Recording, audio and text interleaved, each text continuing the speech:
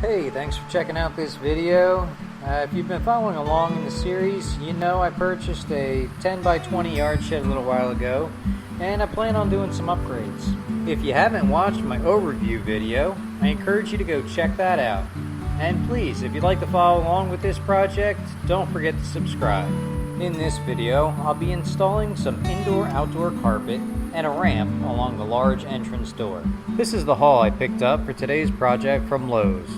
I like buying from Lowe's because when you use the Lowe's credit card, you get an additional 5% off. I have this bed extender, which really makes picking up larger pieces of lumber a breeze. Here are all the small items that I'll need. I was able to score a great deal on these deck screws. This box of 800 screws was only $39 on an end cap sale. They had a 360 screw pack, but that was $35. So this is pretty much a no-brainer. As always, I will have links to all the products and tools that I used in the description below.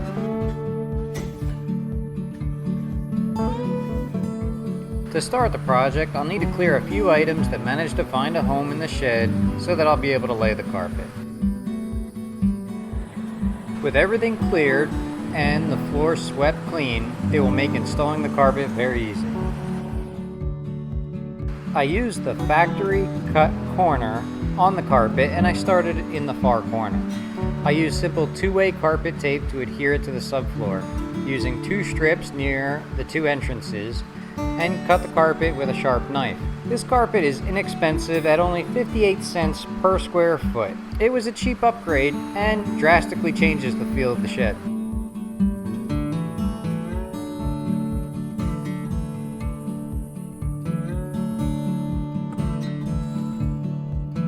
After the carpet was completed, it was time to start on the ramp. I began with the header board. I started by removing the screws that attached the piece of siding under the door so I could mount a 2x6 flush. Once the screws were removed, I took my angle grinder and scored the sides and cut along the top to remove the panels.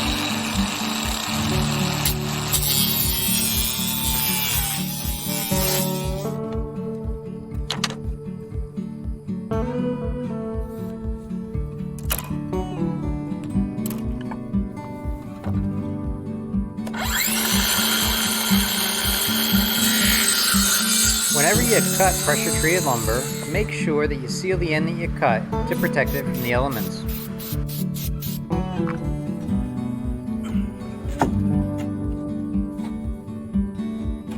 After the header was installed, I began hanging these Samson strong tie hangers. I've used these hangers before and they're really great. I also had to make sure that the hangers were low enough to allow the 5/4 deck boards to be attached without interfering with the door. It was pretty straightforward, just putting a hanger on each end and one in the middle and then spacing the 2 remaining out evenly.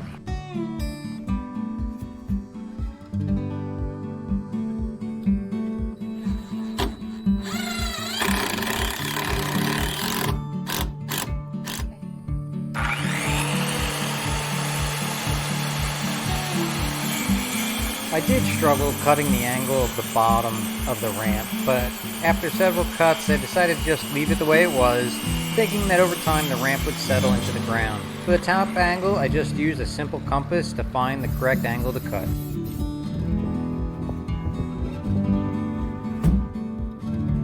With the stringers on, it was time to cut and attach the deck boards. I went with 5/4 by 6 pressure treated deck boards and let them overhang about 2 inches on each side.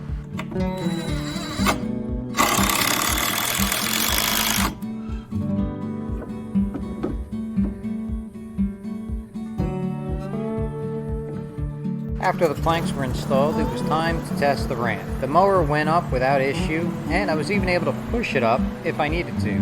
I'll probably add some gravel at the very base of the ramp to eliminate the difference between the bottom of the ramp and the ground. All in all, the build went together smoothly and came out pretty nice. The next step will be to work on the layout and begin filling it with the workstations and storage.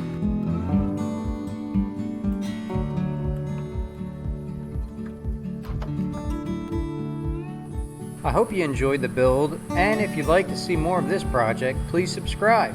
And if you like what you see, please tap that like button. Till next time, good luck with your projects, and I'll see you soon.